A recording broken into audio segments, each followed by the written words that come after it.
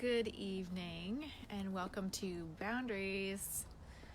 We have left off on boundaries and friendships, I believe. So we are on chapter 9 tonight. And let's see what we've got. Be sure to get your boundaries book out. Have it ready to go. Let's see. Oh, this one is boundaries and your spouse. So, for the best new year yet, the things we need to remember are the treasures of our soul. The riches of our soul are what are in our boundaries. So, these are the boundaries or the riches of our souls, the things that only we are responsible for. I am responsible for my feelings, my attitudes, my beliefs, my behaviors, my choices, my values, my limits, my talents, my thoughts, my desires, and who or what I love and trust. And I am sharing this material with you for 30 days in Facebook Lives because it has made such a huge difference in my life. I have gone from a job that I loved some of, but really didn't have anything to do with, well, not anything, but it didn't have a lot to do with my gifts and talents.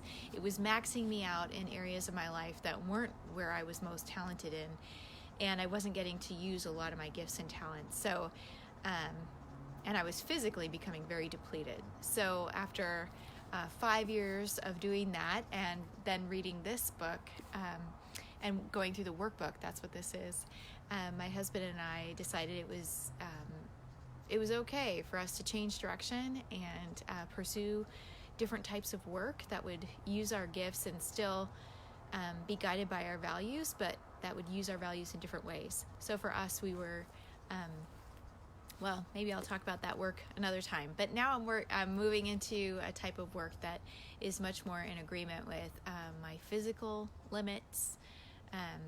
I don't have all the energy in the world. Maybe you don't either, especially if you or someone you know has had autoimmune disease or something like that. You know that there are limits to how much you can put out. And so choosing work that's in line with your gifts, talents, abilities, and physical limits is really important. So that's part of why I love the boundaries so much and want to share it with you. So tonight, chapter 9 in our boundaries book is boundaries and your spouse. If ever there was a relationship where boundaries could get confused, it is marriage, where by design, husband and wife become one flesh. Ephesians 5:31 says, boundaries foster separateness. Marriage has one of its goals, the giving up of separateness and becoming, instead of two, one. What a potential state of confusion, especially for someone who does not have clear boundaries to begin with. More marriages fail because of poor boundaries than for any other reason.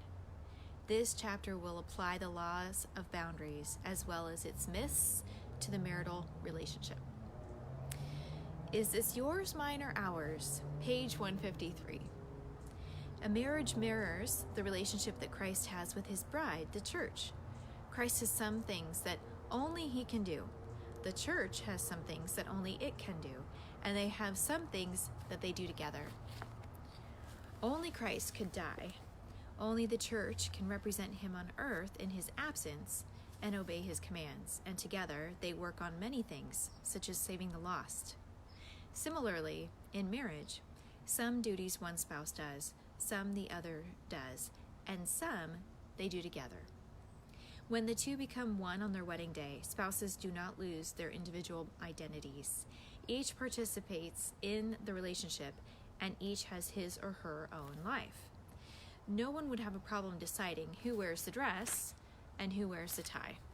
It's a little trickier to decide who balances the checkbook and who mows the lawn, but these duties can be worked out according to the spouse's individual abilities and interests. Where boundaries can get confusing is in the elements of personhood, the elements of the soul that each person possesses and can choose to share with someone else. The problem arises when one trespasses on the other's personhood, when one crosses a line and tries to control the feelings, attitudes, behaviors, choices, and values of the other. These things only each individual can control. To try to control these things is to violate someone's boundaries, and ultimately, the attempt will fail. Our relationship with Christ and any other successful relationship is based on freedom. Let's look at some common examples. Feelings. One of the most important elements that promotes intimacy between two people is the ability of each to take responsibility for his or her own feelings. I was counseling a couple who were having marital problems because of the husband's drinking, and I asked the wife to tell her husband how she felt when he drank. I feel like he doesn't think about what he's doing. I feel like, no, you are evaluating his drinking. How do you feel about it? I feel like he doesn't care. No, I said, this is what you think about him. How do you feel when he drinks? She started to cry. I feel very alone and afraid. She had finally said what she felt. At that point, her husband reached out and put his hand on her arm. I never knew you were afraid, he said. I would never want to make you afraid. This conversation was a real turning point in their relationship. For years, the wife had been complaining and criticizing her husband about the way he was and about the way he should be. He responded by blaming her and justifying his actions. In spite of hours and hours of talking, they had continued to talk past each other. Neither was taking responsibility for his or her own feelings and communicating them. We do not communicate our feelings by saying, I feel that you, ... We communicate our feelings by saying, I feel sad, hurt, or lonely, or scared. Such vulnerability is the beginning of intimacy and caring. Again, we're talking about boundaries and your spouse. Feelings are also a warning signal that tell us that we need to do something.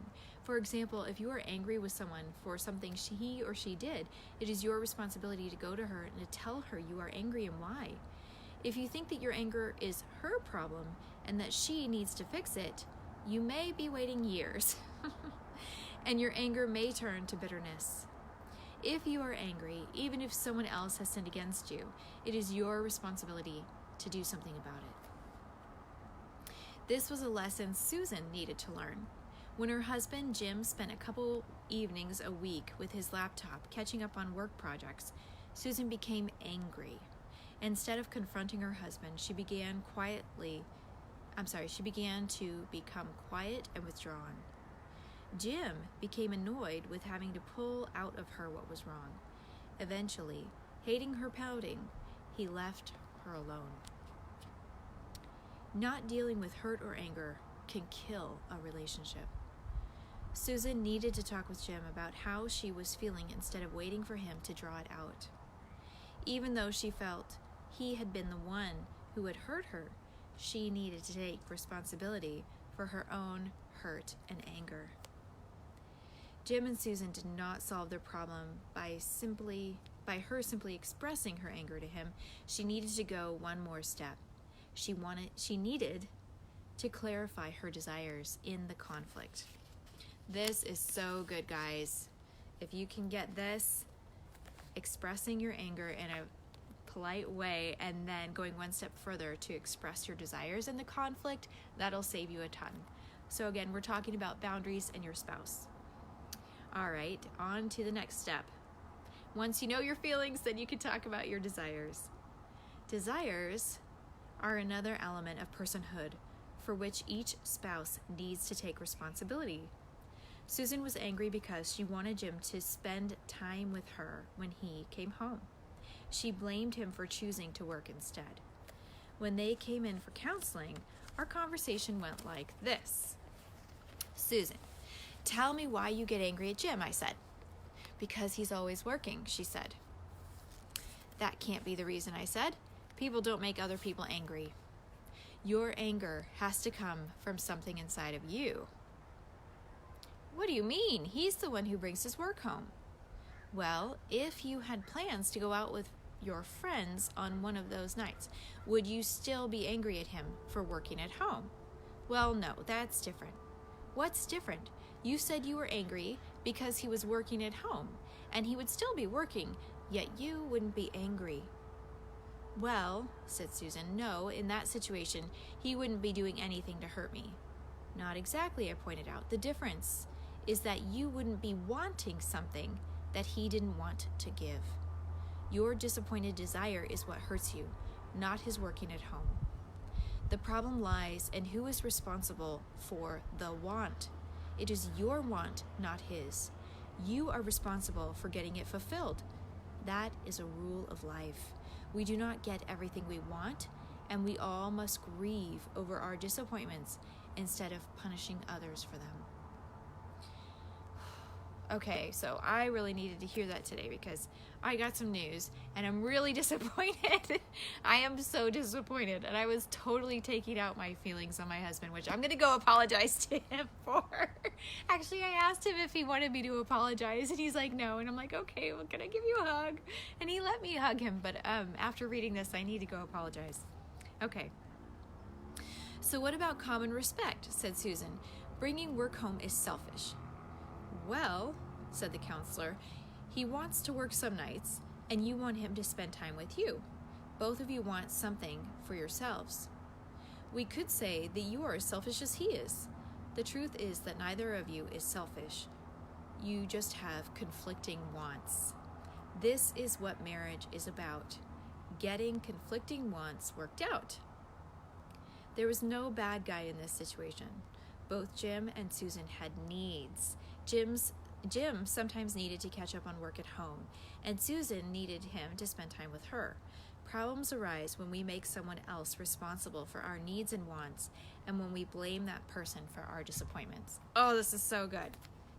Okay, we're talking about boundaries in your spouse, page 156. Limits on what I can give. We are finite creatures, and we must give as we decide in our heart to give. 2 Corinthians 9:7 says, being aware of when you are giving past the love point to the resentment point is essential. Problems arise when we blame someone else for our own lack of limits. Often, spouses will do more than they really want to and then resent the other for not stopping them for overgiving. Bob had this problem. His wife, Nancy, wanted the perfect home, including a new patio, fresh landscaping, and a remodeled master bathroom. Not too much, right? She was always coming up with something for him to do around the house. He was beginning to resent her projects. When he came to see me, I asked why he was angry. Well, because she wants so much. I can't find any time for myself, he said. What do you mean, can't? Don't you mean won't? No, I can't. She would be angry if I didn't do the work. Well, that's her problem. It's her anger. Yes, but I'd have to listen to it. No, you don't, I said. You're choosing to do all of these things for her, and you are choosing to take the tongue lashings that happen if you don't. Any time you spend doing things for her is a gift from you. If you do not want to give it, you don't have to. Stop blaming her for all of this. Well, Bob didn't like that. He wanted her to stop wanting instead of his learning to say no. How much time do you want to give her each week for home improvement, I asked. He thought for a minute. About 4 hours. I could work on things for her and still have a little time left for a hobby. Then tell her that you have been thinking about your time and that with all the other things you are doing for the family, you would like to give her 4 hours a week to work around the house. She is free to use that time any way she chooses. What if she says that 4 hours is not enough? Explain to her that you understand that this may not be enough time to complete all the jobs she wants done, but those are her wants and not yours. Therefore, she is responsible for her own wants, and she is free to be creative in how she gets them done. She could earn some extra money and hire someone. She could learn to do the work herself. This is all about boundaries in your spouse, friends. Oh, so good. Okay. It is important that she learns that you are not going to take responsibility for her wants. You're going to give as you choose, and she is responsible for the rest. Bob saw the logic in my suggestion and decided to talk with his wife, Nancy. It was not pretty at first. No one had ever said no to Nancy before, and she did not take it well. But over time, Bob took responsibility for his limits instead of wishing that Nancy would not want so much, and his limits took effect. She learned something that she had never learned before. The world does not exist for her.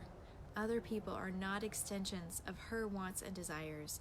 Other people have wants and needs of their own, and we must negotiate a fair and loving relationship and respect each other's limits. So hard, but so good. The key here is that the other person is not responsible for our limits. We are. Only we know what we can and want to give, and only we can be responsible for drawing that line. If we do not draw it, we can quickly become resentful. Applying the laws of boundaries to marriage. In Chapter 5, we talked about the 10 laws of boundaries. Let's apply a few of those laws to troubled marital situations. Let's start with the law of sowing and reaping. Many times, one spouse may be out of control and may not suffer the consequences for this behavior. The husband yells at his wife and she tries to be more loving. In effect, the evil, yelling, produces good things, more loving for him. Or a wife overspends and her husband pays the consequences. He gets a second job to cover the mound of bills. Natural consequences are needed to resolve these problems. A wife needs to tell her overly critical husband that if he continues to berate her, she will go into another room until he can discuss the problem rationally. Or she could say something like, "I will not talk about this issue with you alone anymore. I will only talk in the presence of a counselor." Or, "If you start yelling at me again, I will go to Laura's house to spend the night." The husband, with the spendthrift wife, needs to cancel the credit cards or tell her she needs to get a second job to pay the bills. These spouses all need to let the out-of-control spouses suffer the consequences of their actions. This is so good, and this is effective in anything. I wish I had known this when I had little tiny kids, like my 4-year-old. I would have responded so differently to his temper tantrums. Instead of trying to control the temper tantrums and get him to be quiet, I think I would have said, "I understand that you are really upset, and I want to talk with you and make a plan to deal with that. But until you calm down, I'm going to leave the room." I wish I could have done that when he was really little. Now that I have teenage sons, now it's, if anyone gets too worked up, now we say, okay, there is a problem, and we love each other, and we want to solve this problem, but we can't solve it through yelling at each other. So I'm going to leave the room until you calm down, and when you've calmed down, then I will, we can talk about it, and we can work it out. So that's the law of sowing and reaping. So good. Let's continue. A friend of mine decided to let his wife suffer the consequences of her chronic lateness. He had complained and complained to his wife about her tardiness, to no avail. Finally, he realized he could not change her. He could only change his response to her. Tired of suffering the consequences of her behavior, he decided to give them back to her. One night they had plans to go to a banquet, and he did not want to be late. In advance, he told her that he wanted to be on time and that if she were not ready by 6 p.m., he would leave without her. She was late, and he left. When he came home that night, she screamed, "How could you leave without me?" He let her know that her lateness was what caused her to miss the banquet, and that he was sad to have to go alone, but he did not want to miss the dinner. After a few more incidents like this, she knew that her lateness would affect her and not him, and she changed. These moves are not manipulative, as the other spouse will accuse. They are examples of someone setting limits on how they will allow themselves to be treated and exhibiting self-control. The natural consequences are falling on the shoulders of the responsible party. So good. Bottom of page 159, the law of responsibility. We're talking about boundaries and your spouse. The law of responsibility. We talked earlier about taking responsibility for ourselves and having responsibility to others. The above examples show that. People who set limits exhibit self-control and show responsibility for themselves. They act responsible to their partner by confronting him or her. Setting limits is an act of love in the marriage. By binding and limiting the evil, they protect the good. Taking responsibility for someone's anger, pouting, and disappointments by giving into that person's demands or controlling behavior destroys love in a marriage. Instead of taking responsibility for people we love or rescuing them, we need to show responsibility to them by confronting evil when we see it. This is truly loving our partner and the marriage. The most responsible behavior possible is usually the most difficult. Ooh, so good. The law of power. We have looked at our basic inability to change another person. A complaining spouse, in effect, keeps the problem going. Accepting someone as she is, respecting her choice to be that way, and then giving her appropriate consequences is the better path. When we do this, we execute the power we do have, and we stop trying to wield the power no one has. Okay, there's a whole chart of before boundaries and after boundaries, contrasts the ways of reacting. Okay, before boundaries, one might say, stop yelling at me, you must be nicer. After boundaries, you can say, you can continue to yell if you choose to, but I will choose not to be in your presence when you act that way.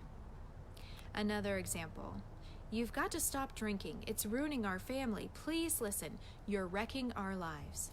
After boundaries, you could respond with, you may choose not to deal with your drinking if you want, but I will not continue to expose myself and the children to this chaos. The next time you are drunk, we will go to the Wilsons for the night, and we will tell them why we are there. Your drinking is your choice. What I will put up with is mine. Powerful consequences. It's actually extremely loving. Very, very loving. Another example, and this is the last one. Saying something like, you are a pervert to look at pornography. That's so degrading. What kind of sick person are you anyway? That's maybe something you would say before boundaries. And after boundaries, you might say, I will choose not to share you sexually with naked women online or in magazines. You need to get help for your pornography addiction. These are all examples of taking power over what you do have power over, yourself, and giving up trying to control and have power over someone else. Hold on just a second here. The sun's going down, so it's getting dark. But I love it outside, and my family's doing something inside, so I'm respecting their space and having some time to myself. This helps me clear my head, believe it or not. All right, back to boundaries with your spouse. I'm going to turn my chair around too so I'm comfortable. So if you've been listening for a while, do you have any questions or comments or anything? Anybody? Can you hear me? I'm not sure. I'm using the app on my phone to do this, and sometimes it lets me see who's still on, and sometimes it doesn't. So, all right. Let's see. We've got a few more pages here. Actually, quite a few. We'll see how much we can get through before it's too dark. The law of evaluation. The top of page 161 in our boundaries book. Boundaries in your spouse. The law of evaluation. When you confront your husband or wife and begin to set boundaries, your partner may be hurt. In evaluating the pain that your boundary your boundary setting causes your spouse, remember that love and limits go together. When you set boundaries, being lovingly responsible to the person in pain. I'm sorry, I'm not reading that right. Let me read it again. When you set boundaries, here we go. When you set boundaries, be lovingly responsible to the person in pain. Spouses who are wise and loving will accept boundaries and act responsibly to them. Spouses who are controlling and self-centered will react angrily. Remember that a boundary always deals with yourself, not the other person. You are not demanding that your spouse do something, even respect your boundaries. You are setting boundaries to say what you will or will not do. Only these kinds of boundaries are enforceable. for you do have control over yourself. Do not confuse boundaries with a new way to control a spouse. It is the opposite.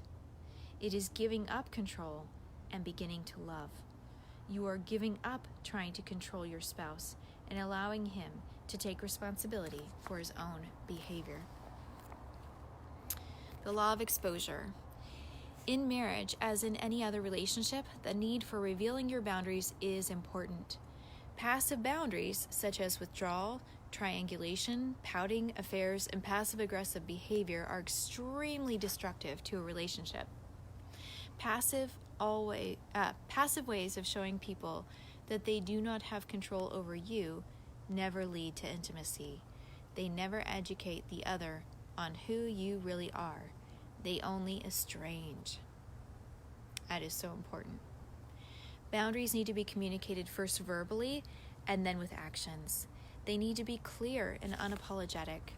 Remember the types of boundaries we listed earlier: skin, words, truth, physical space, time, emotional distance, other people, consequences.